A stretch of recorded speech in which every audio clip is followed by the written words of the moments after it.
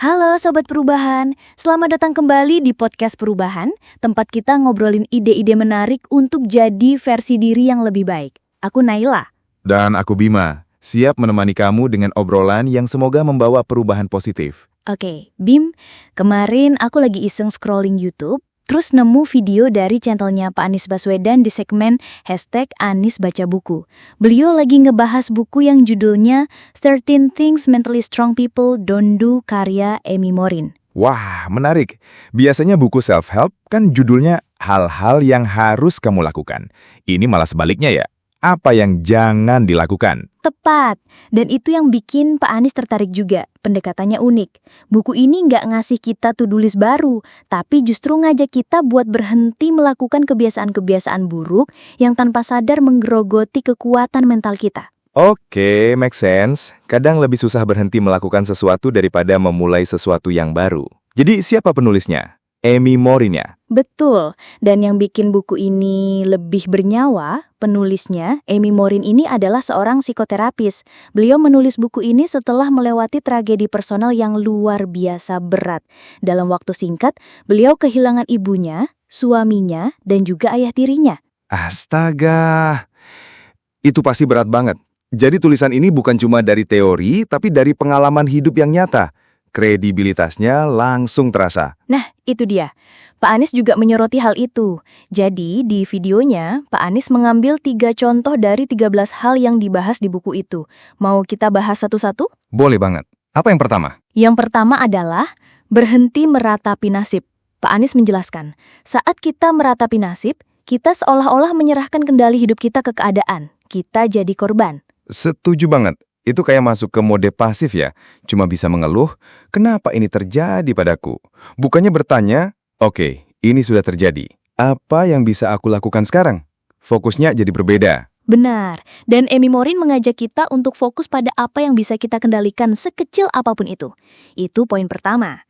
Lalu yang kedua, berhenti takut untuk mengambil resiko. Nah, ini nih. Banyak orang kan takut gagal, takut salah, jadi main aman terus. Padahal kalau nggak pernah ambil resiko, ya nggak bakal ada pertumbuhan kan? Tepat, tapi yang ditekankan adalah resiko yang terukur, bukan nekat. Seperti kata Pak Anies, kita diajak untuk menilai resikonya. Apa peluang berhasilnya?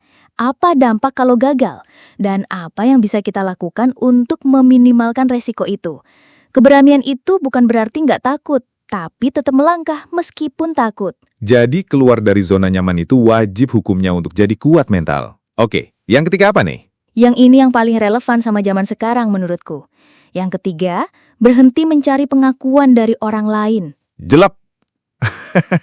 Ini nyindir kita semua yang main media sosial kayaknya. Dikit-dikit posting, nungguin like dan komen. Rasa percaya diri kita jadi bergantung sama validasi eksternal.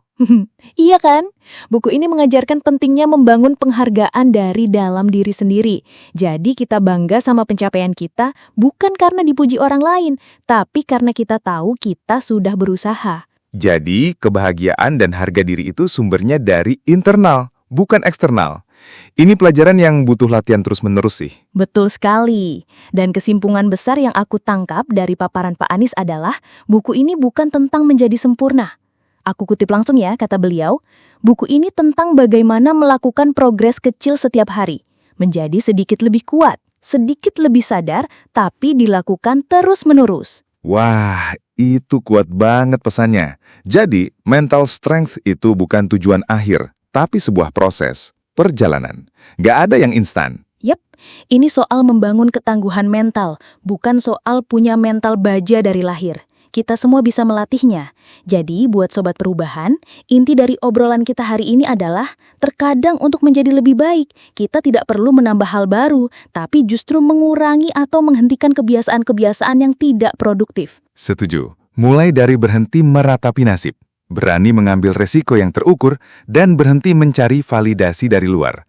3 langkah kecil yang dampaknya bisa besar. Terima kasih Bim buat obrolannya. Dan terima kasih juga buat Sobat Perubahan yang sudah mendengarkan. Kalau kalian punya pengalaman atau insight lain tentang membangun kekuatan mental, boleh banget loh share di kolom komentar. Betul. Jangan ragu-ragu berbagi. Sampai jumpa di episode podcast Perubahan berikutnya. Tetap semangat, makin kuat.